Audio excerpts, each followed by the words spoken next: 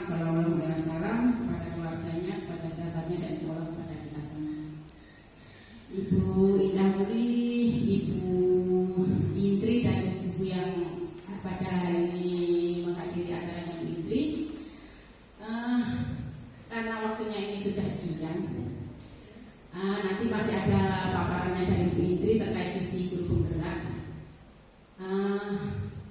Saya nanti berharap apa yang dipaparkan Bu Indri hari ini, apa motivasi dari Ibu pendampingnya Bu Indri, nanti bisa dijadikan pengalaman buat penjenengan semua yang saat ini belum katut di JGP ini. Kalau ben sebenarnya Bu Indah, teman-teman ini sudah mulai mendaftar di JGP sebenarnya, tapi nggak tahu ada yang katut nyantol apa sih ngawang-ngawang, apa langsung dikirim ke pembunuh nanti seperti ekspedisi berapa karakter itu sebenarnya sudah mencoba teman-teman, tapi karena di limited edition ya, kita sudah terakhir hari terakhir pengiriman, makanya kemarin ada yang nyantol, ada yang tidak. Nah kemarin alhamdulillah Bu Indri sudah sampai ke tahap ini. Kalau bicara kemarin alhamdulillah sebenarnya di tahap satunya sudah masuk, tapi di keduanya belum. Tapi alhamdulillah dapat undangan PPG juga saat ini.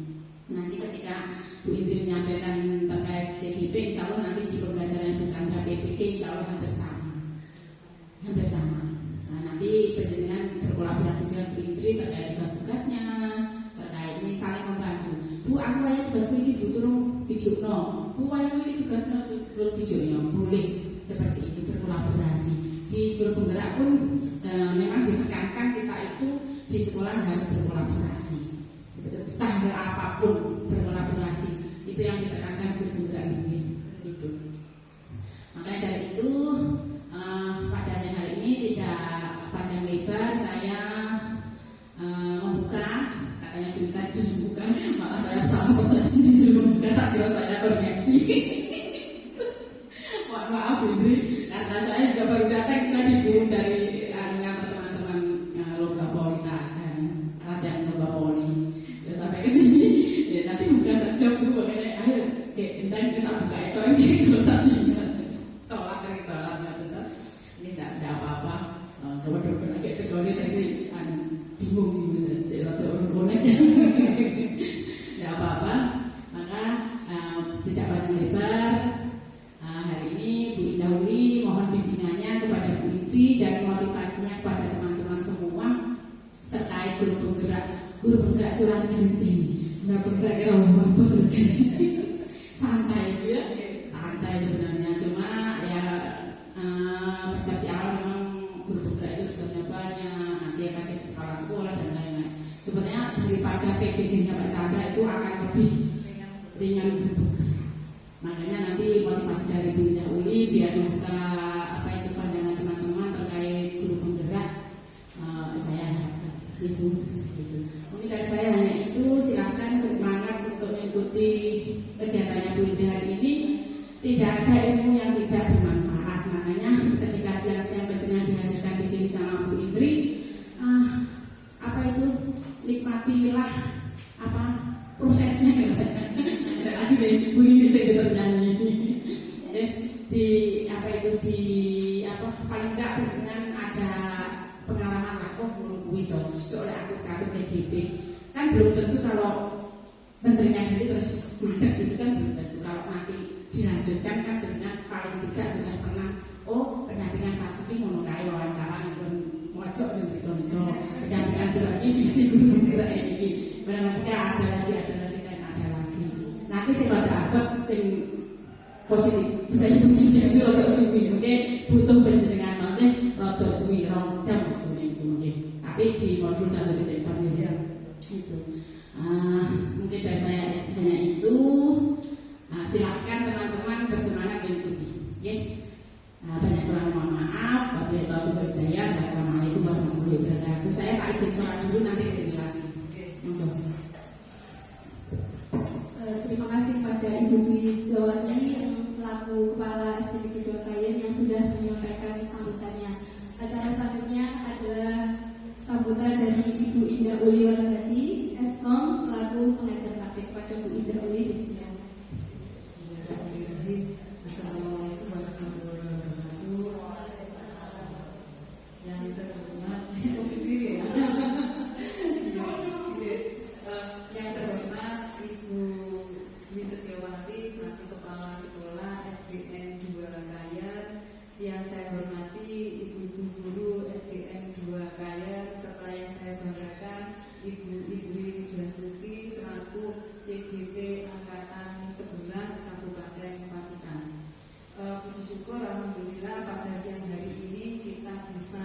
berkumpul dalam acara pendampingan individu 2.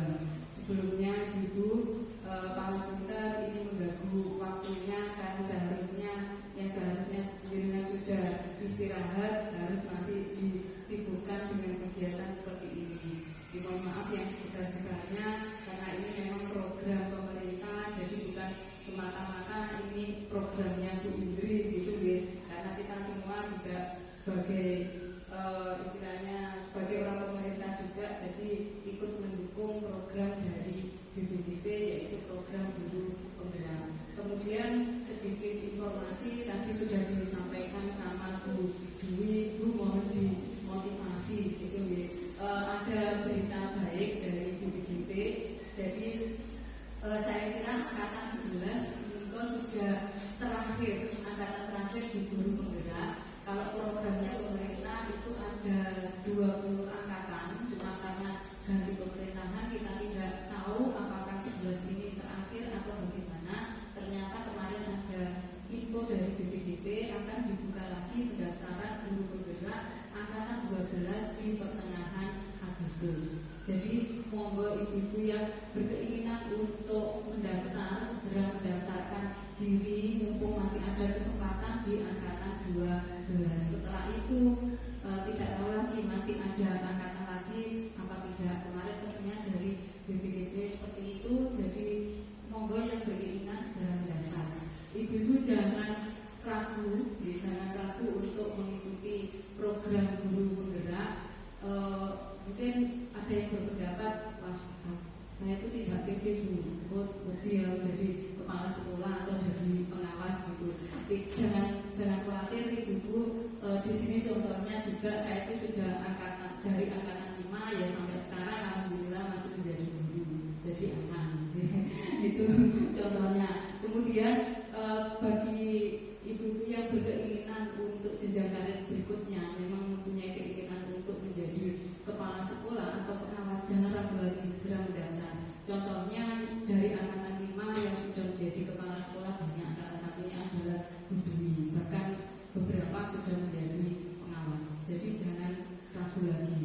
Kemudian untuk bagi yang belum terpanggil PPG ini sangat bermanfaat sekali. Jadi beberapa teman saya itu yang belum PPG ternyata mendapat golden ticket langsung ujian. Istilahnya ujiannya di PPG maupun UKIN, langsung UKIN. Dan pendidikan guru penggerak itu ternyata setelah saya ngincang teman-teman saya yang mengikuti PPG itu luar biasa.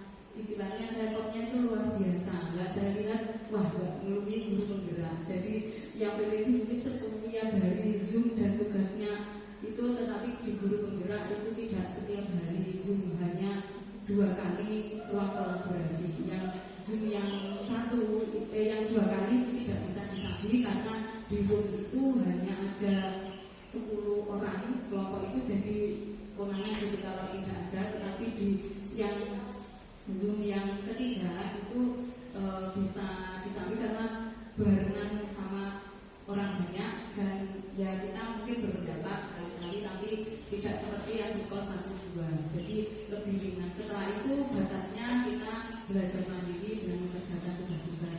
Mungkin yang berat itu seperti ini ketika harus mengumpulkan teman, tapi di sini sudah memulai Bu Indri, jadi ibaratnya gantian gitu, nanti apa itu namanya temannya juga ada undangan seperti ini ikut membantu. Makanya tadi ditekankan sama ibu kepala sekolah yaitu kolaborasi dan kolaborasi itu yang terpenting. Kemudian dengan CGP ini nanti pasti kita mendapatkan banyak sekali pengalaman. Jadi di sini walaupun endingnya saya dulu mengikuti CGP itu bukan karena kepingin jadi kepala sekolah, bukan, karena waktu itu kepala sekolah mengundang, saya pun tidak tahu diundang, dikumpulkan dalam satu ruangan, itu dikumpulkan ada sosialisasi dari pengawas. Ternyata dari Pak Pengawas itu sosialisasi, intinya ada program guru penggerak, yang mau ikut silakan. Kemudian ditampilkan tentang guru itu ibarat petani, pokoknya filosofi diajar di Bantoro. Kemudian juga ditampilkan video pendidikan zaman kolonial. Nah, waktu pengawas menerangkan itu saya tertarik sekali, malah saya ajak teman saya dukun, ayo aku ya penasaran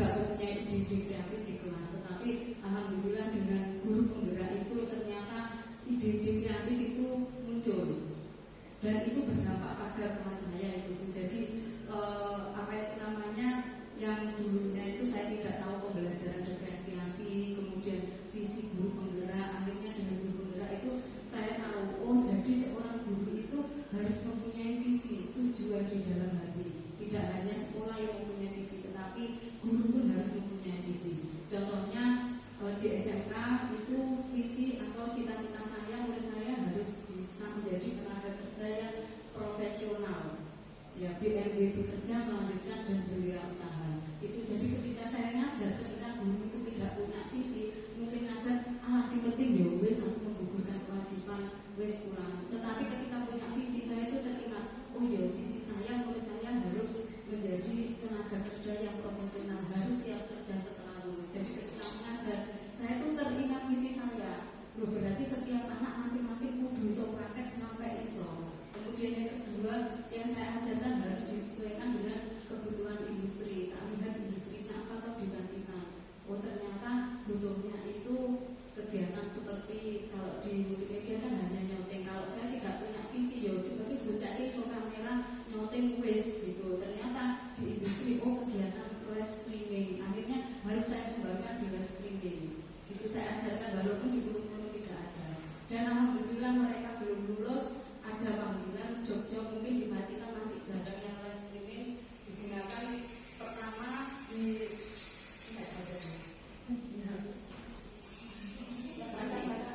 Pertama digunakan di SMP 4, SMP 4 Pacitan itu ada acara wisuda diundang. Kemudian setelah SMP 4 diundang, itu dengan lagi SD Alam diundang. Jadi anak-anak belum sampai lulus, mereka sudah istilahnya sudah mendapatkan penghasilan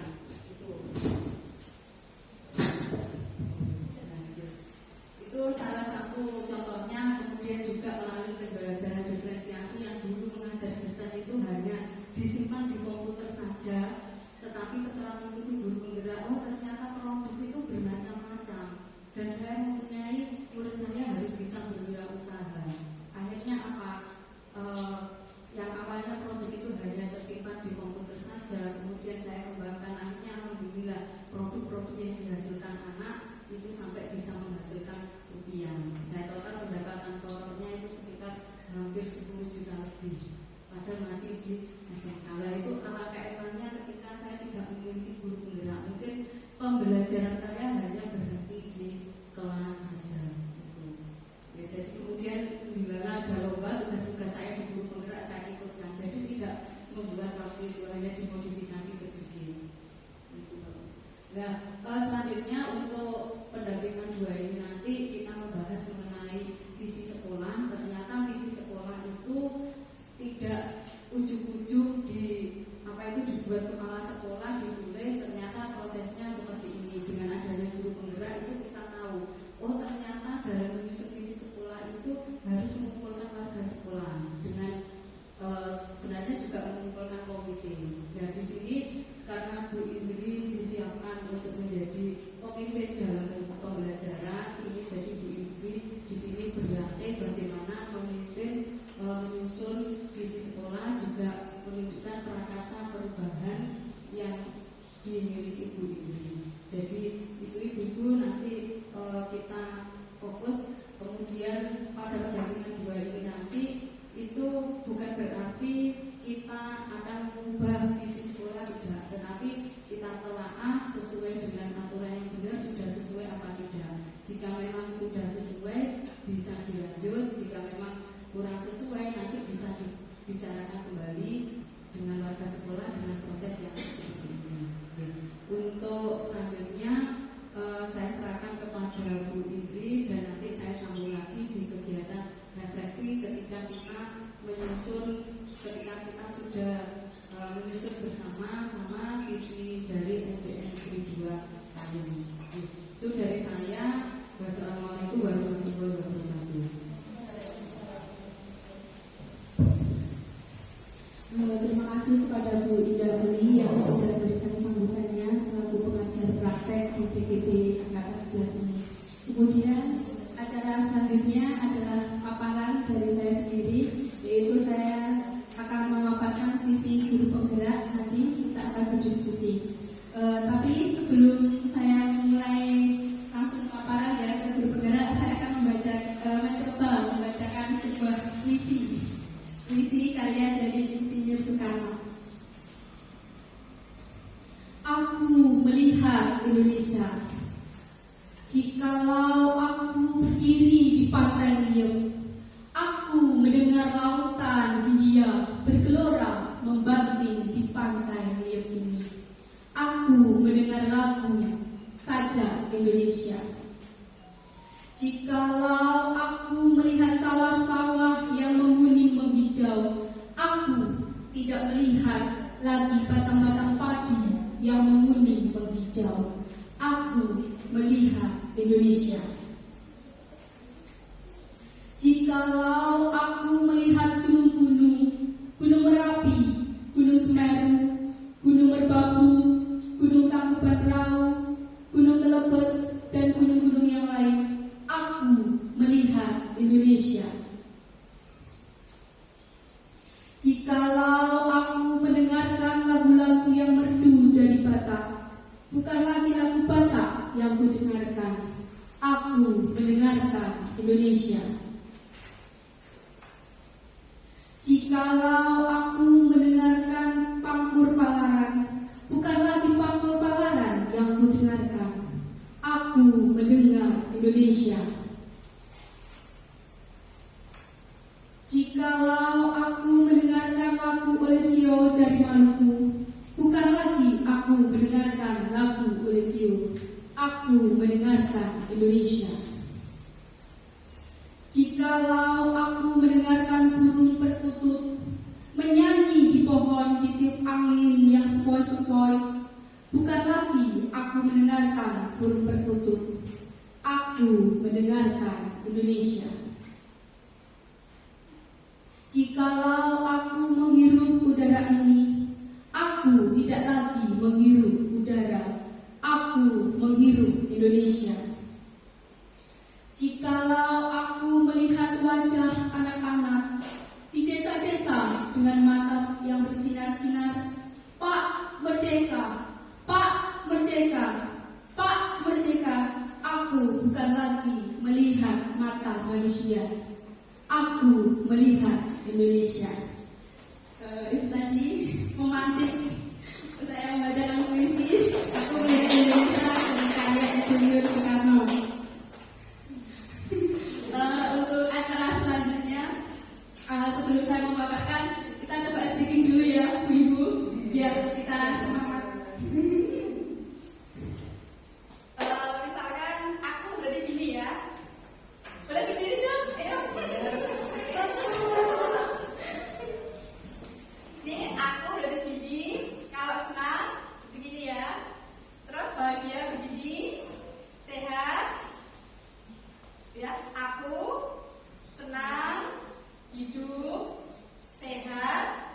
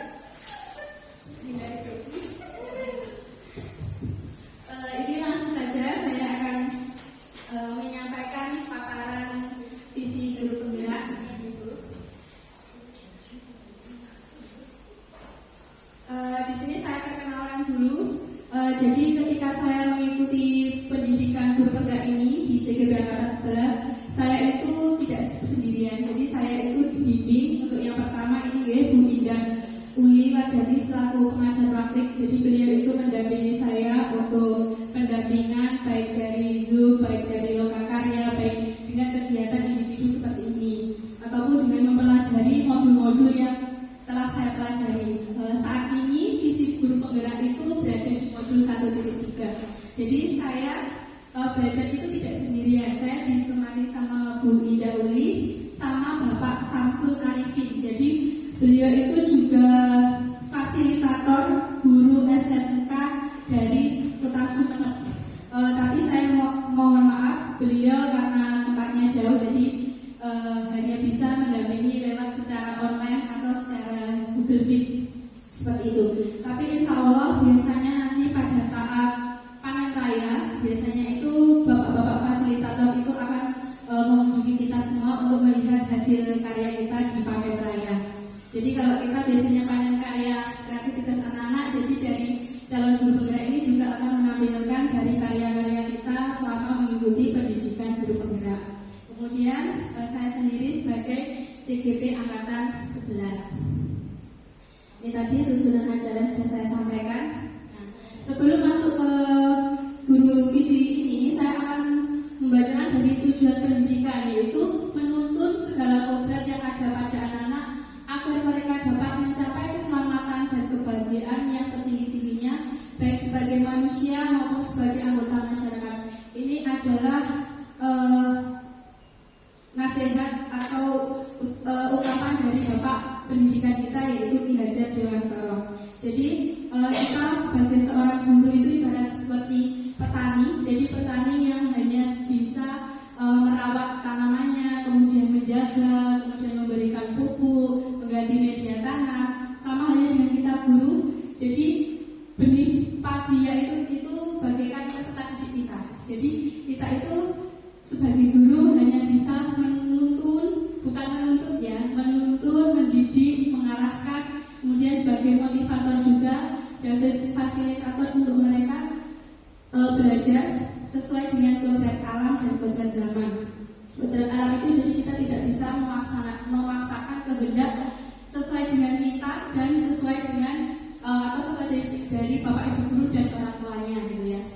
Kemudian ya sama halnya dengan padi, ketika menanam padi kita tidak bisa merubah padi itu menjadi jagung. Kemudian kita juga bisa menyesuaikan sesuai kodrat zamannya. Zaman sekarang kita juga sudah berubah. Dulu mungkin kita tidak dituntut untuk bisa IT, tapi sekarang karena perkembangannya harus belajar IT, jadi maka mau tidak mau kita sebagai guru itu harus melek dengan IT ya. Jadi harus mengaplikasikan juga tentang IT kepada anak didik kita. Kemudian sesuai dengan zamannya juga ya kita gimana harus berusaha juga untuk mengajak anak untuk bisa berkembang lebih baik lagi. Kemudian ini ada semboyan Ki Hajar Dewantara tentang peran guru sebagai pendidik. Itu kita sebagai guru itu ada istilah 3 semboyan, yaitu ing ngarsa sunu tulodo, ing madya mangarsa, sama tuturi handayani. Ing ngarsa, guru itu harus bisa memberikan contoh dan panutan kepada anak didik. Ya, jadi kita harus bisa memberikan contoh teladan kepada anak didik kita. Kan guru banyak bilang ya, guru digugul dan ditiru. Jadi kita harus memberikan contoh yang baik kepada anak-anak kita. Kemudian ing madya mangarsa, guru harus bisa membangkitkan semangat, kemauan dalam diri murid untuk terus belajar dan melakukan inovasi. Jadi kita berusaha untuk membangkitkan semangat anak-anak. Anak kita itu sangat unik. Jadi mereka itu mempunyai bakat, minat, potensi yang berbeda-beda. Kita sebagai guru berusaha untuk mencoba mengembangkan potensi yang ada di mereka. Dan kita tidak bisa mensamaratakan kemampuan dari peserta didik kita ya. Ada yang bisa menyanyi, jadi kita tidak bisa memaksakan untuk dia bisa menyanyi, tapi paling tidak kita bisa untuk membimbing atau mengarahkan, tapi tidak bisa kita memaksa kamu harus jadi penyanyi terkenal, kamu harus jadi penyanyi yang juara, itu kita tidak bisa ya. Kita kembali lagi ke kodrat alam. Kemudian tuturi kasih arahan kepada anak didiknya. Ya saya yakin Bapak Ibu guru semua itu pasti sangat sayang sama anak-anak dan pastikan akan selalu memberikan motivasi, dorongan untuk mereka bisa belajar, berprestasi lagi, mengukir prestasi-prestasi, kemudian untuk membentuk karakter anak-anak yang punya budi pekerti yang baik. Kemudian ini hubungannya dengan tadi tujuan pendidikan itu ada visi murid di masa depan. Jadi visi itu tidak bisa langsung bergerak langsung dan visi itu tidak. Tapi kita belajar dulu tentang filosofi Ki Hajar Dewantara, apa dari tujuan pendidikannya itu. Kemudian kita belajar tentang nilai dan peran guru penggerak, barulah timbul visi guru penggerak. Keterkaitannya visi dengan nilai dan peran guru penggerak. Jadi nilai guru penggerak sendiri itu berpihak pada murid, mandiri, reflektif, kolaboratif, dan inovatif. Kemudian untuk peran guru penggerak sendiri yaitu menjadi pemimpin pembelajaran, mewujudkan kepemimpinan, mendukung kolaborasi, menjadi coach bagi guru lain, dan menggerakkan komunitas praktisi. Yang nilai guru penggerak ini berpihak pada murid ya. Jadi kita sebagai guru harus berpihak kepada murid. Jadi kita menciptakan pembelajaran yang menyenangkan untuk anak-anak, untuk yang agar mereka itu bisa selalu aktif, kreatif, dan inovatif. Ya. Kemudian mandiri. Jadi kita juga melatih anak-anak untuk kemandirian. Kayak misalkan mereka mandiri, misalkan sholat 5 waktu ya. Misalnya sholat 5 waktu itu sebenarnya juga penting untuk pembentukan karakter. Jadi kalau kita mencoba untuk membiasakan anak-anak untuk bersolat duha, kemudian sholat berjamaah, insya Allah anak-anak itu akan tergerak sendiri untuk melakukannya sendiri karena ada sebuah tanggung jawab panggilan jiwanya untuk mandiri. Kemudian juga bisa melakukan belajar sendiri, mengerjakan PR, mengerjakan tugas seperti itu. Kemudian reflektif, jadi pembelajaran kita diusahakan untuk juga selalu melakukan evaluasi ya. Jadi ketika kita sudah belajar ini, kita juga harus evaluasi atau merefleksi tentang pelajaran apa yang sudah kita sampaikan hari ini.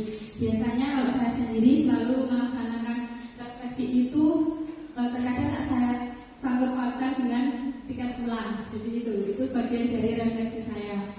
Kemudian berkolaboratif, ya ini saya berkolaborasi dengan panjenengan sedanten. Ini adalah juga bagian dari kolaborasi, dan kolaborasi pun tidak hanya kepada murid atau bapak ibu guru, tetapi juga dengan masyarakat di sekitar kita nanti. Terus peran dari guru penggerak yaitu menjadi pemimpin pembelajaran, mewujudkan kepemimpinan, mendukung kolaborasi ini ya. Peran guru penggerak sendiri ya menjadi pemimpin pembelajaran, jadi dia menciptakan pembelajaran yang selalu berpihak pada murid, dan murid. Bahkan ada nyanyinya pun juga yang ada kata menggabah pada murid, yaitu sebenarnya tujuan guru penggerak semuanya itu berpihak kepada murid.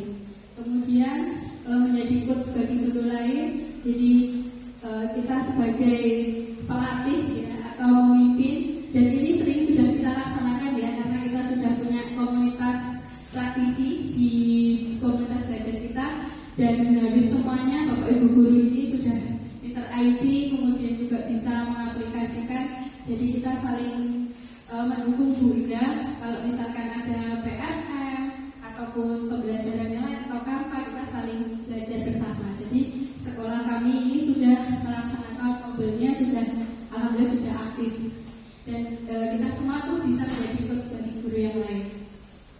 Terus visi guru penggerak yaitu mampu mencerminkan nilai dan peran guru penggerak dalam mewujudkan profil pelajar Pancasila. Ini kita ketahui bahwa ada 6 dimensi dalam profil pelajar Pancasila, dan kita usahakan sebagai CGB ini bisa melaksanakan kegiatan yang bisa untuk menunjukkan profil pelajar Pancasila. Masih ingat lagunya profil pelajar Pancasila? Apa? Belajar Pancasila, beriman dan bertakwa pada Tuhan yang esa, dan berakhlak mulia, berkebinekaan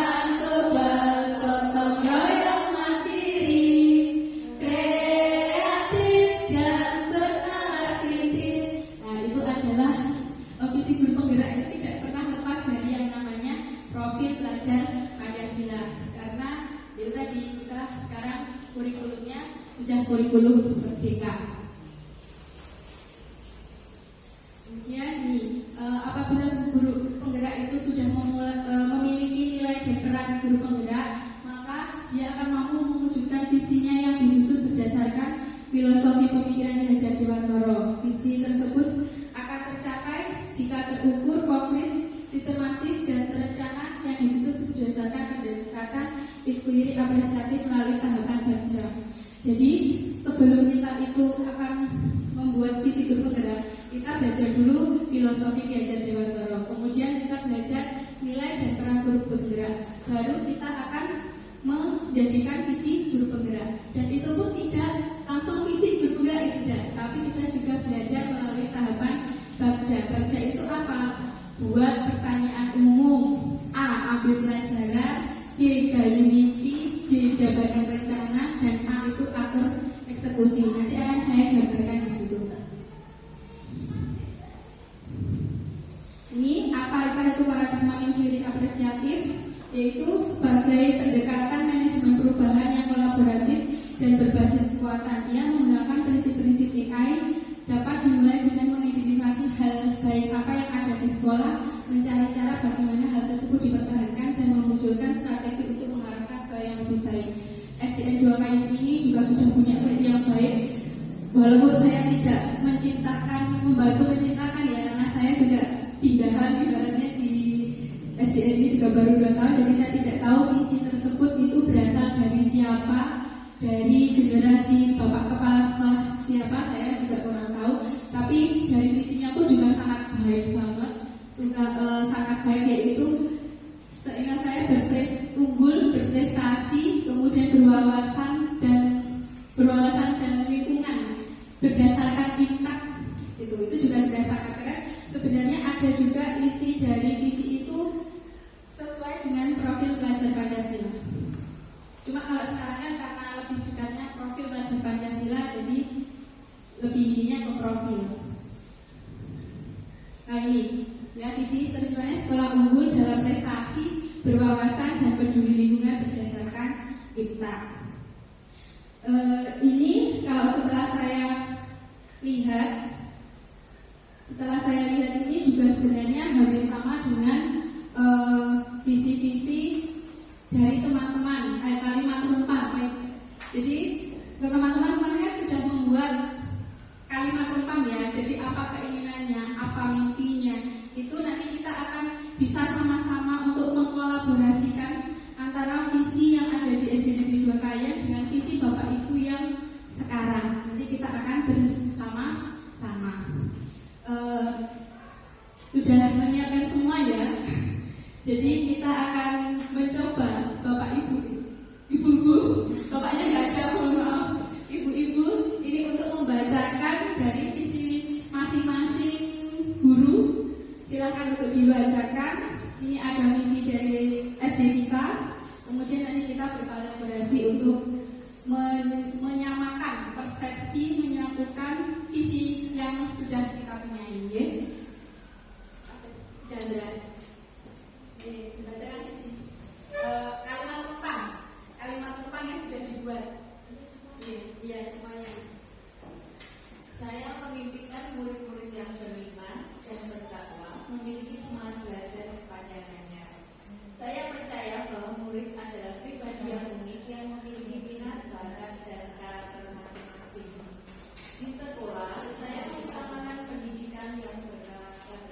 Murid di sekolah, saya sadar betul bahwa sekolah tidak hanya tempat untuk menuntut ilmu, tetapi juga tempat untuk mengembangkan minat, bakat, dan kemampuan mereka. Saya dan guru lain di sekolah saya yakin untuk melahirkan generasi yang berprestasi. Saya dan guru lain di sekolah saya paham bahwa guru adalah penentu nasib bangsa untuk mencapai tujuan. Terima kasih kepada Bu Chandra. Jadi poin yang saya amati dari saya memimpikan murid yang beriman dan bertakwa itu juga sudah masuk dalam profil pelajar Pancasila. Kemudian pribadi, saya percaya murid memiliki pribadi yang unik sesuai dengan minat, bakat,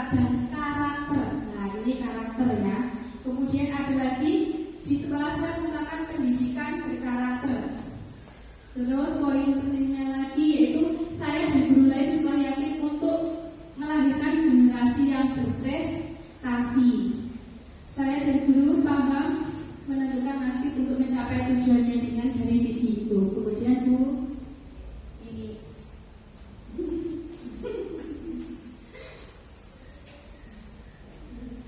saya memimpikan murid-murid yang tumbuh menjadi insan yang beriman dan memiliki budi pekerti yang baik. Saya percaya bahwa murid adalah memiliki kelebihan masing-masing. Di sekolah, saya mengutamakan pembentukan karakter dan pembelajaran yang berpusat kepada murid. Murid di sekolah, saya sadar betul bahwa budi pekerti yang baik adalah modal dalam berkehidupan. Saya dan guru lain di sekolah, saya yakin untuk mewujudkan sekolah yang menyenangkan. Saya dan guru lain di sekolah, saya paham bahwa mereka adalah anak yang bisa digali potensinya. terima kasih untuk Bu ini. Jadi poin yang dimimpikan itu adalah menjadi insan yang beriman dan memiliki budi pekerti yang baik. Nah, kembali lagi, budi pekerti itu ke karakter, kemudian ke impact juga. Terus percaya bahwa murid itu memiliki kelebihan masing-masing. Jadi ya seperti tadi, bahwa murid kita itu unik. Pasti mereka itu punya kelebihan dan kekurangan masing-masing, tetapi kita sebaiknya menunjukkan dari kelebihan mereka. Kemudian sekolah mengutamakan pembentukan karakter dan pembelajaran yang berpusat kepada murid, karakter lagi. Terus sadar budi pekerti, murid di sekolah saya sadar betul bahwa budi pekerti yang baik adalah modal dalam berkehidupan. Budi pekerti lagi. Jadi 5S ya, sopan santun, salam, sapa dan senyum. Kemudian guru yakin mewujudkan sekolah yang menyenangkan, yang berpihak pada anak. Guru lain paham bahwa mereka adalah anak yang bisa digali potensinya ya. Kita juga mendukung anak-anak untuk menggali potensinya untuk lebih berprestasi. Terima kasih Bu Nini. Bu Rizka. Saya memimpikan murid-murid yang bahagia dalam belajar mandiri. Kemudian saya percaya bahwa murid adalah anak-anak yang memiliki keistimewaan dan bakat terpendam. Kemudian di sekolah saya mengutamakan pendidikan karakter dan ketakwaan kepada Tuhan Yang Maha Esa. Murid di sekolah saya sadar betul bahwa mereka harus mengutamakan budi pekerti dan berakhlak mulia. Kemudian saya dan guru lain di sekolah saya yakin untuk menuntut anak agar dapat mencapai kebahagiaannya. Yang terakhir, saya dan guru lain di sekolah saya paham bahwa setiap anak punya bakat yang berbeda-beda. Terima kasih untuk Bu Rizka. Jadi Bu Rizka pun juga punya kalimat impian untuk muridnya, yaitu bahagia dalam belajar dan mandiri. Kemudian saya percaya bahwa murid memiliki keistimewaan dan bakat terpendam. Jadi itu lagi akan menuju ke murid yang berprestasi. Kemudian di sekolah saya mengutamakan pendidikan karakter. Kembali lagi untuk ke pendidikan karakter. Terus di sekolah saya sadar betul bahwa mereka mengutamakan budi pekerti dan berakhlak mulia. Ini juga sama, budi pekerti, lebih ke karakter. Kemudian saya dan guru lain yakin untuk menuntut anak agar dapat mencapai kebahagiaan. Itu juga paling penting, karena kalau anak-anak belajar dengan bahagia, insya Allah ilmu yang disampaikan pun juga akan lebih masuk, lebih berarti dan lebih bermanfaat. Kemudian saya dan guru lain juga paham bahwa setiap anak itu punya bakat yang berbeda-beda. Jadi kami para ibu guru pun juga menyadari bahwa anak-anak itu pasti memiliki potensi bakat yang berbeda. Selanjutnya dari Ibu Reni. Terima kasih. Saya memimpikan murid-murid yang kreatif dan mudah dalam menerima penjelasan atau materi. Saya percaya bahwa murid adalah anak yang pandai dan rajin. Di sekolah saya mengutamakan kedisiplinan dan sopan santun. Murid di sekolah saya sadar betul bahwa mereka membutuhkan ilmu pengetahuan. Saya dan guru lain di sekolah saya yakin untuk memberikan pengetahuan kepada murid-murid. Saya dan guru lain di sekolah saya paham bahwa siswa membutuhkan pendampingan sesuai dengan karakter peserta didik. Terima kasih untuk Bu Reni. Saya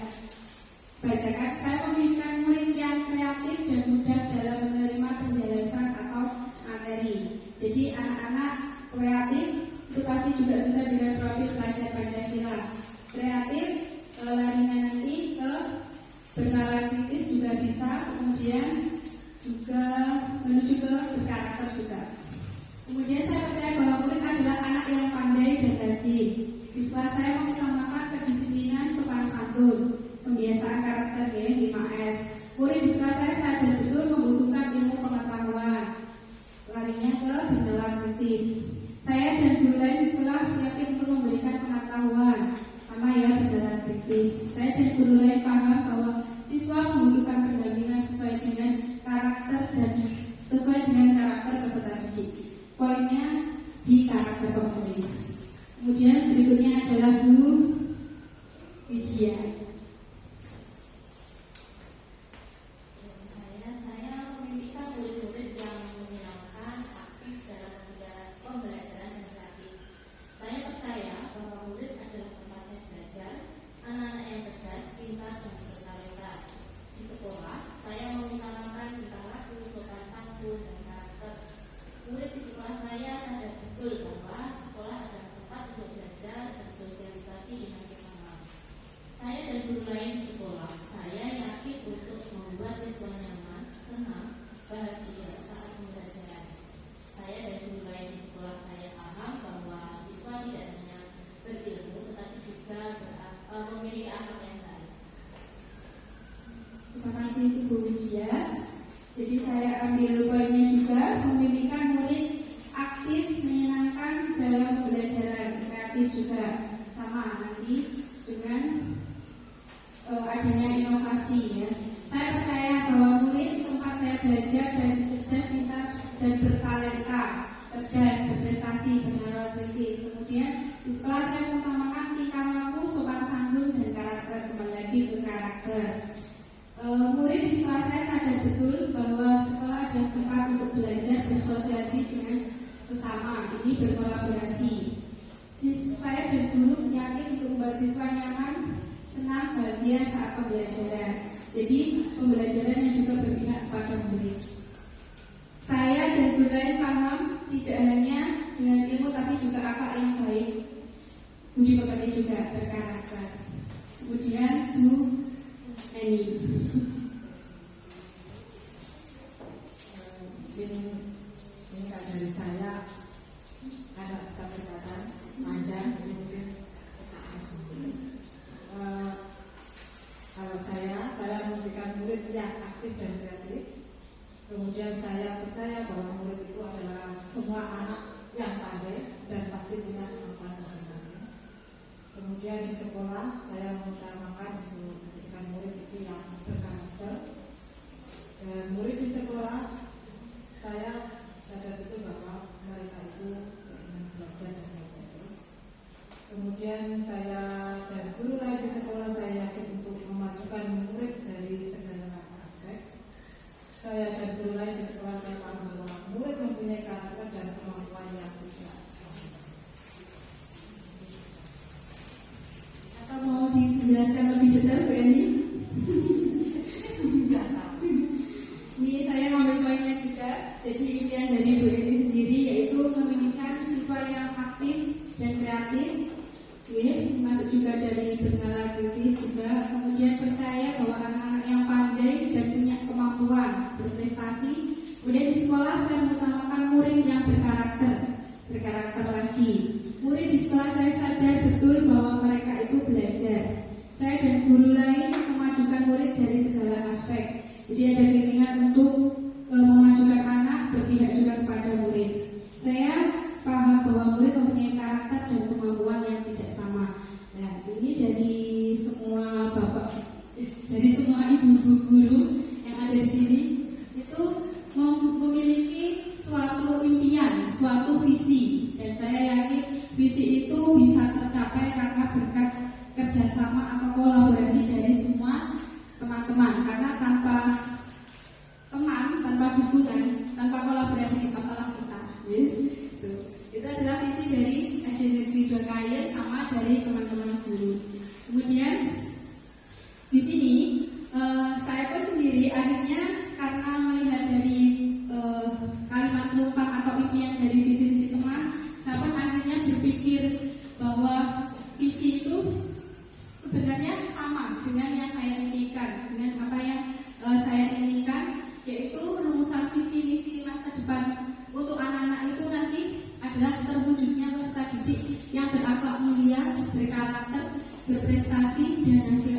sesuai profil pelajar Pancasila. Nah, ini apa komposisinya? Kenapa saya memilih itu? Karena ini sesuai dengan profil pelajar Pancasila. Jadi penjelasan daftar komposisi itu berhak mulia menggambarkan profil pelajar Pancasila, dimensi yang beriman dan bertakwa kepada Tuhan Yang Maha Esa.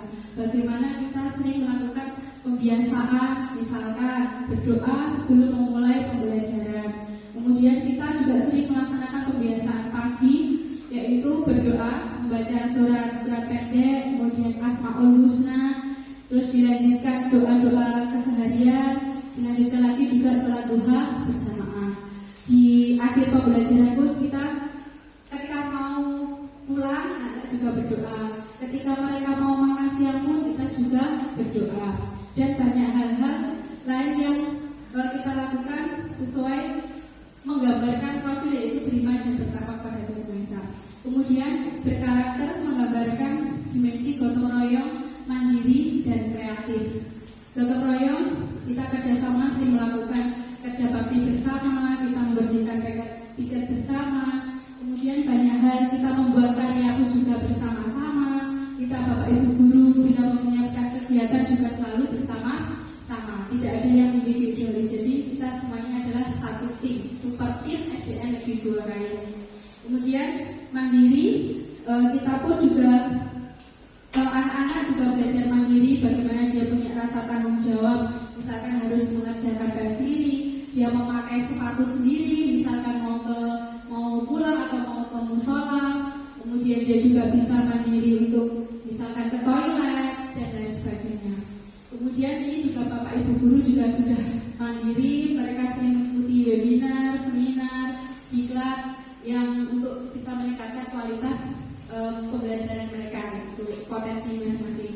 Dan Bu Linda juga bisa lihat guru-guru kita masih muda-muda, jadi jago, sudah pada jago IT semua. Kemudian mereka juga punya semangat yang tinggi untuk selalu belajar.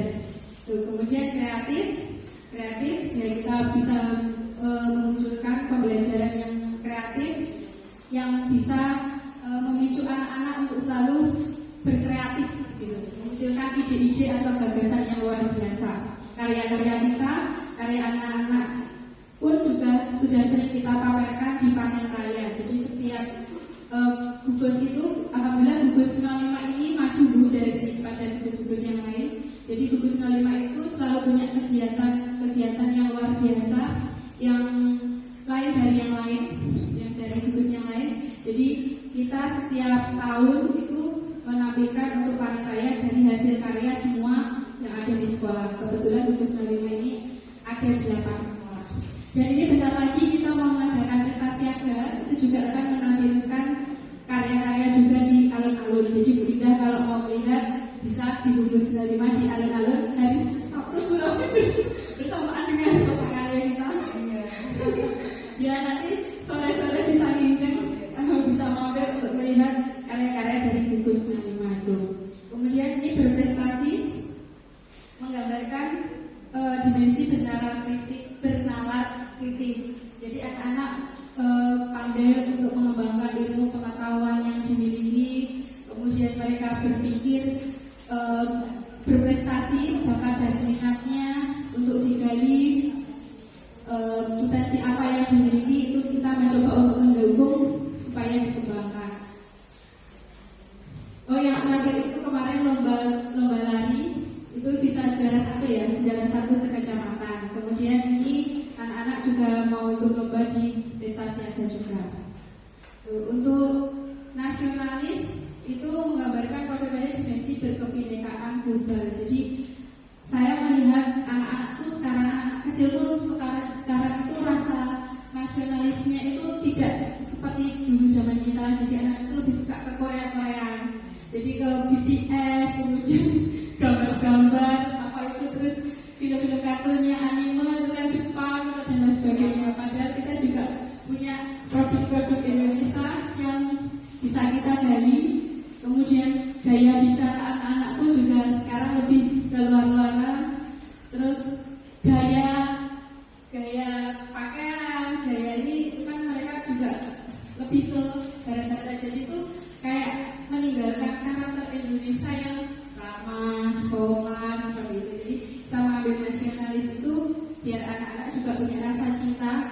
terhadap Indonesia. Kemudian mereka itu juga bisa saling menghargai, rukun dengan temannya. Di kelas 1 ini ada yang bukan asli Pacitan Bu, jadi ada yang dari Jakarta, dari bahasa logatnya pun juga agak berbeda. Nah itu dari situ biar rukun. Jadi kan untuk walaupun kita itu berbeda, tapi kita itu tetap sama gitu. Itu ya, nasionalis. Kemudian juga mencoba mencintai produk-produk dalam negeri. Ini sekarang kan banyak juga anak-anak yang suka produk-produk luar, termasuk mungkin kita yang sudah dewasa pun juga suka memakai make up atau ini dari luar gitu. Nih terus untuk menuju ke visi itu kita juga punya 6 fondasi pendidikan. Itu ada 6, yaitu mengenal nilai agama dan budi pekerti, kematangan emosi yang cukup, keterampilan sosial dan bahasa, pemaknaan terhadap belajar yang positif, pengembangan keterampilan motorik dan perawatan diri, kematangan kognitif untuk cukup melakukan kegiatan belajar, seperti dasar literasi, numerasi, dan pemahaman tentang hal-hal ini. Jadi karena saya itu berada di kelas 1 sekarang, jadi anak-anak itu kan proses transisi dari TK menuju ke SD. Jadi saya belajar tentang fondasi pendidikan ini, bagaimana anak-anak itu benar-benar ngajarinya dari awal. Dari awal, kemudian dari mulai belajar doanya gitu kan dibetulkan, kemudian dari mulai berbarisnya, rasa kepercayaan dirinya, masih ada yang masih kurang pede kan berada di depan, kemudian juga masih suka nangisan kayak gitu. Alhamdulillah sih yang ngomong belum ada ini yang di kelas 1 ini. Kemudian jadi untuk menuju ke prakarsa perubahan ini kita ada namanya atap awal, tantangan, aksi, dan pembelajaran. Jadi sebelum kita menuju ke prakarsa perubahan itu kita mengalami namanya ada awal, figur tenaga pendidik yang memiliki karakter baik pantas untuk jadi teladan. Jadi peran orang tua itu aktif untuk kemajuan sekolah. Kemudian tantangan, mengarahkan anak belum terbiasa menyapa bila berpapasan, tersenyum bila disapa orang lain, sopan dan santun kepada orang lain, sholat tepat waktu, mengaji secara yang teratur menjadi terbiasa. Ini tantangannya. Jadi kadang anak masih sliver gitu, belum menyapa gurunya. Kemudian juga kalau lewat di depan gurunya itu maksud gitu, maksudnya tidak memisi atau membubuhkan badan atau seperti apa. Itu adalah tantangan juga kita sebagai guru untuk mendidik karakter mereka. Terus sopan dan santun pada orang lain, sholat tepat waktu. Mungkin di sekolah kita biasakan untuk mendidik anak sholat berjamaah, sholat tepat waktu. Tapi kita tidak tahu di rumah kalau orang tuanya mendukung apa tidak. Jadi sebenarnya kita tetap harus juga berkolaborasi dengan orang tua. Meskipun kita di sini berdua dan salah, tapi kalau dari rumah tidak didukung, ya itu sama aja nihil gitu, tidak bisa balance gitu. Jadi kita harus berkolaborasi juga dengan orang tua supaya balance. Kemudian ada aksi. Ini menyapa seorang bila berpas-pasan, kemudian tersenyum bila disapa, sopan dan santun, sholat tepat waktu, kemudian mengaji secara teratur. Aksinya pembelajarannya, anak paham menyapa seorang bila berpapasan, tersenyum bila disapa orang, sopan santun, sholat tepat waktu, dan mengaji secara teratur. Jadi ini saya pun di kelas 1 itu lebih menekankan kepada anak-anak itu masih berkarakter. Ini jadi prakarsa perubahan diri saya sendiri Bu, itu berfokus pada visi aspek berkarakter dan profil pelajar Pancasila dimensi mandiri. Ini melalui pembiasaan dan pembelajaran.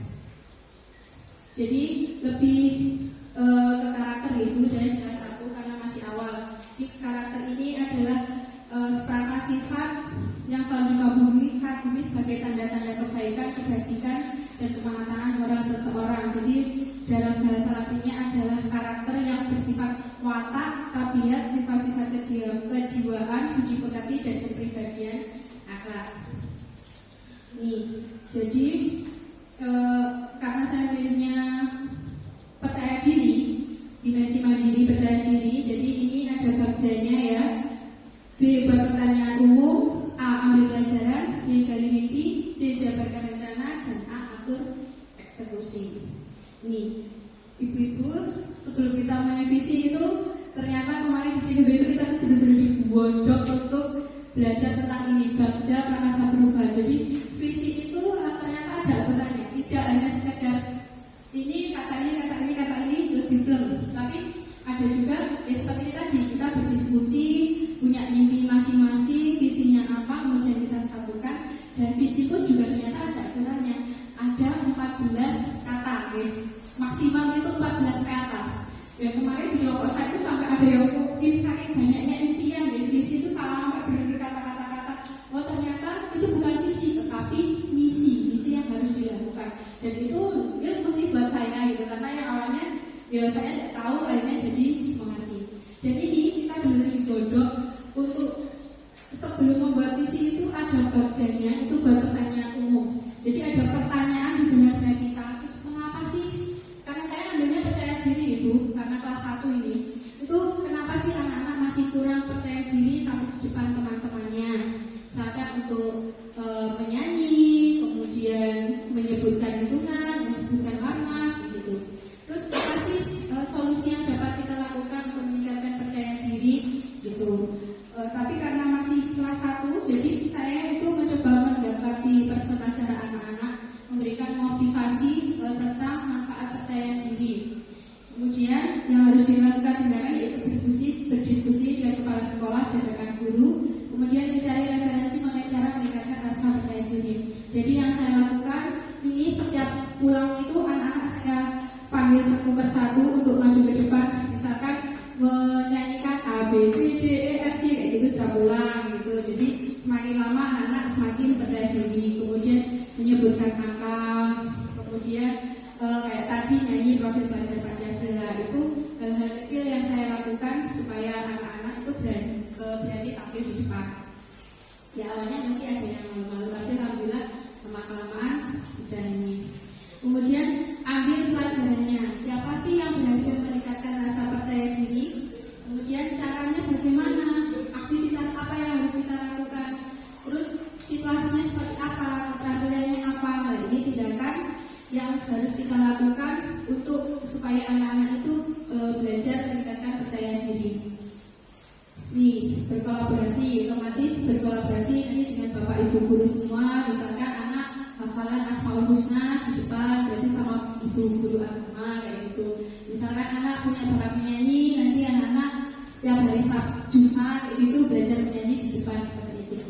Ini yang tindakan yang akan saya lakukan untuk anak-anak di kelas 1.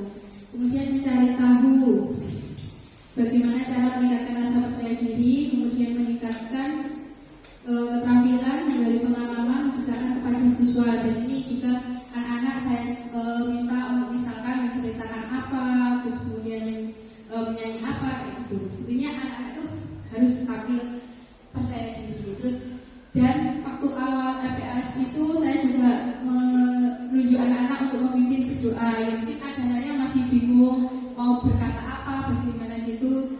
Itu saya ganti setiap hari. Sama doa mau makan itu juga saya ganti setiap hari gitu.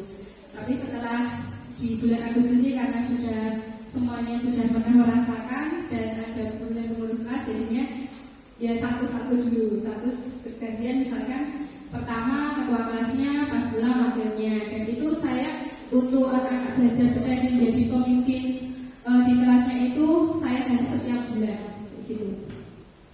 Untuk ketuanya dan saya ganti setiap bulan Bu. Terus gali mimpi, kebiasaan apa yang saya lakukan supaya percaya diri itu meningkat. Terus bagaimana perasaan melihat sikap anak bisa percaya diri, terus apa yang bisa mendukung karakter anak, terus situasi seperti apa. Jadi menyusun program pembiasaan, yaitu saya salah satunya itu tadi untuk anak-anak memimpin. Kemudian setiap makan siang itu juga bergantian memimpinnya. Terus baris kayak gitu, itu juga ini. Itu secara khusus di kelas 1 gitu, belum secara umum. Terus jadikan kelas untuk bersama motivasi, melibatkan semua guru bapak ibu guru yang ada di sini. Sebenarnya kalau kepemimpinan di ketika kelas tinggi itu juga belajar jadi pemimpin upacara seperti itu kan juga melatih anak-anak percaya percaya diri. Ini dulu saya di kelas 5, jadi ya meminta anak-anak seperti itu mengganti bergantian jadi petugas upacara. Terus jabarkan rencana, jadi apa langkah sederhana, terus bagaimana cara mengukur progres langkahnya, kemudian kegiatan apa di kelas yang mendukung, bagaimana saling menyemangati. Ini tindakan yang perlu kita lakukan, yaitu bertanya pada siswa. Terus bertanya ketakutan apa, mengapa anak-anak itu tidak memiliki rasa percaya diri. Menyusun suatu suasana belajar, kemudian membuat catatan khusus mana anak yang masih merasa malu-malu, siapa anak yang sudah berani, siapa anak yang pandai untuk bercerita, siapa anak yang masih belum mampu untuk bercerita, gitu. Kemudian atur eksekusi, siapa saja yang akan dilibatkan dalam menyusun rencana peningkatan percaya diri, kemudian kapan rencana percaya diri dimulai, siapa yang akan memantau, bagaimana cara tindak lanjut. Jadi karena ini secara umum ya otomatis berkoordinasi dengan kepala sekolah dan rekan guru untuk menyusun strategi tentang peningkatan rasa percaya diri anak. Kemudian melakukan strategi pembelajaran dengan program pembiasaan, kerjasama dengan semua guru, dan membiasakan budaya saling menghormati dan menghargai terkait peningkatan percaya diri. Ini yang akan saya lakukan untuk visi saya untuk ke depan. Itu yang saya sampaikan. Jadi bagi saya ini yang masih di kelas 1, sebuah dari hubungannya dengan visi itu menurut saya prestasi ketika anak itu bisa membaca itu bagi saya sudah luar biasa. Terus anak-anak bisa berhitung itu bagi saya itu juga sudah sungguh luar biasa prestasi yang ini saya kejar, karena kelas 1 ini yang bisa membaca juga baru beberapa dari 12 anak ini yang baru bisa membaca itu baru 3, yang lainnya itu masih perlu dibimbing gitu. Jadi visi saya untuk saat ini yaitu mengajari anak untuk bisa membaca, kemudian bisa menulis, kemudian juga bisa berhitung. Itu Bu. Jadi visi saya terdekat di kelas saya adalah anak-anak bisa kalistung. Itu bagi saya kalau mereka berhasil itu sungguh prestasi yang luar biasa bagi saya.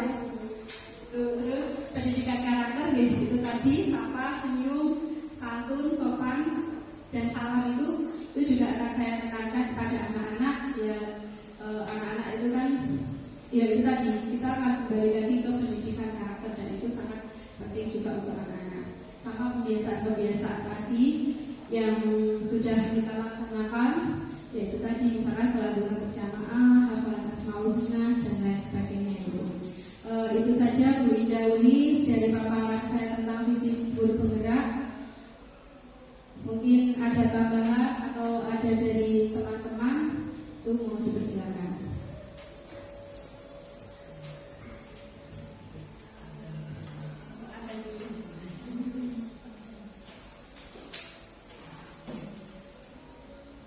Monggo diunjuk di dada.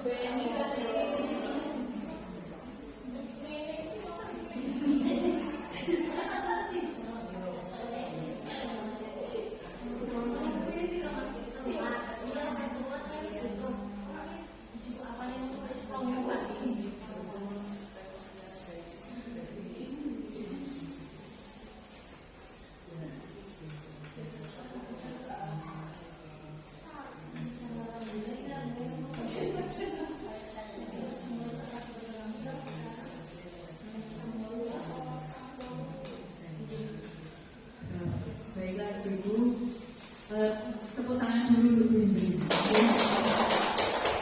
Luar biasa ini tadi Bu Indri sudah membacakan puisi, ya ternyata mempunyai bakat yang terpendam. Selanjutnya juga sudah tadi latihan pidato, jadi itulah guru penggerak. Jadi kita dilatih untuk selalu bagaimana berbicara pidato. Soalnya nanti jadi kepala sekolah ini mesti pidato. Ya, orang itu kan kadang deket begitu seperti itu. Jadi mesti dilatih setiap pertemuan kita ada pidato seperti ini. Kemudian itu tadi sudah dipaparkan visi dari SDN 2 Kayen, juga visi dari Bu Indri. Memang benar visi itu merupakan harapan atau cita-cita ke depan. Jadi setiap guru itu harus mempunyai visi. Tadi luar biasa Bu Indri dalam hatinya, walau dalam hatinya seperti ini, pokoknya saya ingin kelas 1 itu hasilnya murid saya itu bisa calistung. Tadi saya sudah berdebah, Bu Indri kok cuma budi pekerti toh, padahal di sekolah itu kan selain afektif itu juga ada kognitifnya mana. Ternyata saya tunggu oh ternyata di akhir kita bisa calistung gitu. Soalnya kan di sekolah juga ada apa itu materinya yang kognitif, jadi tidak hanya yang afektif saja, itu juga penting. Kemudian mungkin tadi ibu di sini melihat kok rumit ya ada kerja itu digunakan untuk di suatu lembaga. Jadi ketika kita mau merumuskan visi itu kepala sekolah menyusun kerja dulu. Yang akhirnya tadi ada atur eksekusi. Jadi yang sudah dirancang tadi eksekusinya gimana? Saya harus mengundang siapa dalam penyusunan visi itu? Mungkin bisa dari ahli bahasa, dari komite, dari praktisi, kemudian juga dari pokoknya seluruh warga sekolah itu untuk lembaga. Kalau kita sebagai guru masing-masing mempunyai visi di dalam hati. Setiap guru itu berbeda-beda. Di kelas 1 targetnya adalah calistung, berbeda lagi di kelas 2 sampai dengan kelas 6. Jadi kita mulai mematapkan dalam hati, pokoknya targetku muridku iso gini gitu. Itu insya Allah nanti akan kita hasilkan suatu murid yang sesuai dengan impian yang di kurikulum Merdeka ini adalah profil pelajar Pancasila.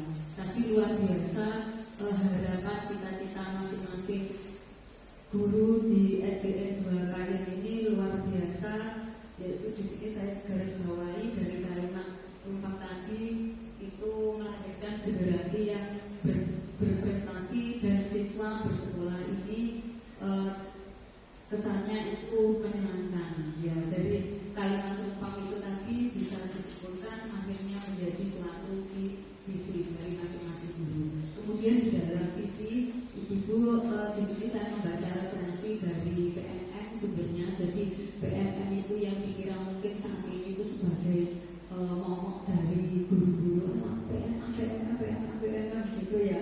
Tapi luar biasa dengan hadirnya PMM ini yang zaman dulu ketika kita mau naik pangkat itu harus PTK dan lain sebagainya. Ternyata sekarang itu tinggal klik 5 menit. Sebenarnya yang heboh itu adalah ruangnya, suaranya di media massa, status itu. Tetapi ternyata setelah dilakoni cuma klik enak kok. Sertifikat yang tahun kemarin juga masih bisa digunakan. Kita bayangkan dulu kenaikan pangkat tidak semudah itu, harus membuat misalnya 3 PTK, 4 PTK, bahkan kalau tidak mampu biasanya meminta bantuan itu menghabiskan biaya berapa banyak. Tetapi dengan dimudahkan PM klik gitu aja statusnya terus bohongnya itu luar biasa ya. Yang heboh itu sebenarnya statusnya bukan PMM-nya. Nah dari PMM itu kita bisa mendapatkan ilmu yang mungkin guru-guru lainnya itu ketika PMM itu wes pokoknya mulai videonya. Jadi saya awalnya juga berpendapat seperti itu. Ternyata setelah saya mengamati satu video ke arah berat enak. Jadi wes sesuk mana kira rasa pas sesuk mana tak sambil layar-layar gitu tak sambil lagi. Ternyata apa video-videonya itu luar biasa, bagus-bagus sekali materinya. Dan di situ yang menjadi narasumbernya juga orang-orang hebat. Jadi coba ketika saya melihat satu video itu ternyata ketagihan melihat video lagi yang mana ilmu itu tidak kita dapatkan di yang lain. Jadi luar biasa pemerintah sudah memberikan fasilitas BMM itu. Di sini untuk visi pun ada. Saya membaca literasi di BMM. Yang pertama dalam penyusunan visi itu menggunakan bahasa yang jelas dan ringkas. Karena apa? Karena visi itu merupakan harapan cita-cita dan jelas ringkas itu tujuannya untuk apa? Agar mudah diingat dan dipahami. Jadi kalau visinya itu panjang, akhirnya kan lali. Ya jangankan untuk menerapkan, untuk nilai-nilai aja lah lali. Itu jadi bahasa yang jelas dan ringkas. Karena di sini jelas dan ringkas itu ada batasannya. Jadi dalam visi itu maksimal 14 kata. Kalau lebih dari 14 itu berarti sudah kepanjangan. Nah ini coba ditampilkan Indri yang visi SDN 2 Kayen. Ya, coba kita hitung di situ ada berapa kata? 1, 2, 3, 4, 5, 6, 7, 8, 9, 10, 11. Jadi pas ya, tidak terlalu panjang. Namun di sini ada beberapa itu kata intak. Intak itu kan mungkin ada beberapa orang yang tahu kepanjangannya. Oh, intak itu iman dan takwa. Tetapi ada beberapa yang tidak tahu intak itu apa gitu. Kalau kita dulu saya masih ingat ketika bimbingan skripsi itu ketika menulis judul skripsi kayak disingkat misalnya penerapan metode pembelajaran di SD itu biasanya dicoret di skripsi itu. Nah, jadi judul skripsi tidak boleh ada singkatan. SD pun ditulis sekolah dasar itu. Nah, bayangkan di skripsi aja dicoret, apalagi di visi. Jadi nanti bisa ditelaah bareng dengan kepala sekolah, dengan warga sekolah. Jadi intak itu baiknya disingkat atau dirinci tulisnya seperti itu. Kemudian yang kedua, bahasa yang digunakan itu menggunakan bukan bahasa operasional tetapi bahasa instruksional yang menunjukkan hasil. Jadi di sini sudah benar terciptanya karena visi itu sudah hasil lagi, bukan proses. Seperti itu tadi Bu Indri bercita-cita murid saya bisa calis tuh, bisa membaca. Itu sudah hasil lagi, tidak proses. Karena cita-cita anak-anak ditanya cita-cita mau apa? Dokter. Itu sudah hasil, bukan proses. Lalu prosesnya di mana? Prosesnya itu nanti dijabarkan di misi. Jadi Bu Indri tadi cita-citanya muridnya bisa calis tuh. Langkahnya apa? Langkahnya di misi. Nah itu kata-katanya sudah betul, di situ menggunakan terciptanya, terwujudnya. Jadi bukan mewujudkan. Kalau mewujudkan itu kata proses. Nah, itu sudah di sini sudah sesuai dengan aturan menggunakan bahasa yang jelas dan ringkas. Kemudian yang kedua mengandung nilai-nilai positif, sudah benar di situ nilainya tentunya positif semua. Kemudian yang ketiga berorientasi pada masa depan. Ini sudah berorientasi kepada masa depan, di situ sudah menunjukkan unggul dalam prestasi. Karena saya lihat di sini tadi masing-masing ibu guru menuliskan pokoknya maunya siswanya berprestasi. Mungkin di sini Bapak Kepala Sekolahnya menyimpulkan unggul dalam prestasi. Kemudian yang belum tersentuh yang saya cari itu tadi adalah berwawasan dan peduli lingkungan. Mungkin di sini bisa saya simpulkan tadi tempat yang menyenangkan. Itu akhirnya disimpulkan dengan berwawasan dan peduli lingkungan. Kemudian budi pekerti itu sudah di dalam intak atau iman dan takwa.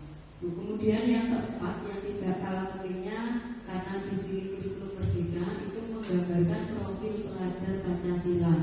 Visi harus mengacu pada standar kompetensi lulusan, menggambarkan bagaimana peserta didik dapat mencapai profil pelajar Pancasila. Jadi sudah betul ya ibu-ibu di sini profil pelajar Pancasilanya itu tidak ditulis di dalam visi. Karena apa?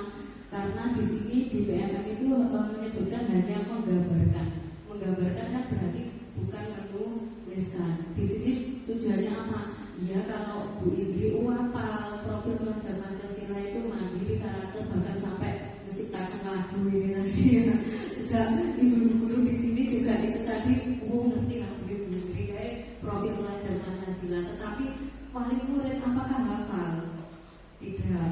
Ya, tidak hafal profil pelajar Pancasila itu isinya apa gitu, tidak hafal. Jadi yang jelas yang mencerminkan profil pelajar Pancasila itu apa? Di sini sudah mencerminkan ada iman dan takwa, kemudian unggul dalam prestasi, berwawasan dan peduli lingkungan, itu semuanya sudah menggambarkan profil pelajar Pancasila. Jadi tidak perlu ditulis menggambarkan profil pelajar Pancasila, mau dibaca wali murid, profil pelajar Pancasila, mungkin ini Pancasila, sila 1 sampai ke 5 mungkin itu, betul. Ya, jadi itu Ibu sedikit pengetahuan bagaimana prosesnya kita membuat visi sekolah. Mungkin itu yang bisa saya sampaikan. Kemudian nanti mohon bantuannya Bu Indri dalam mengisi angket umpan balik untuk guru, minimal 5 guru, kemudian minimal 5 siswa, dan dari kepala sekolah. Perkembangan dari Bu Indri mengikuti pembelajaran dari awal mengikuti CGP sampai dengan hari ini, yang nantinya angket itu digunakan untuk pendampingan individu 3. Dan untuk pendampingan tidak selamanya kita harus berkumpul seperti ini. Insya Allah untuk pendampingan yang berkumpul seperti ini hanya pendampingan individu 2. Untuk selanjutnya saya hanya pojok sama Bu Indri. Kemudian mungkin yang melibatkan ibu-ibu lagi nanti ketika ketika supervisi akademis. Jadi Bu Indri belajar dari kepala sekolah, konconi ngajar, dinilai kamu kurang ini kurang ini, itu kan berarti ada guru yang saat itu di kelas dan diajar. Kemudian juga nanti mungkin di sini merepoti siswa karena Bu Indri menerapkan pembelajaran diferensiasi dan KSE, di situ yang mengamati PP-nya. Apakah sudah benar diferensiasinya, KSE-nya sudah benar apa tidak? Mungkin itu yang bisa saya sampaikan. Mudah-mudahan pertemuan kita siang ini membawakan manfaat dan ibu guru di sini semuanya diberikan kesehatan, kesuksesan, kelancaran dalam segala urusannya, dan SDM 2 klien semakin maju, banyak muridnya. Kurang lebihnya mohon maaf. Saya akhiri. Wassalamualaikum warahmatullahi wabarakatuh. Termasuk refleksi.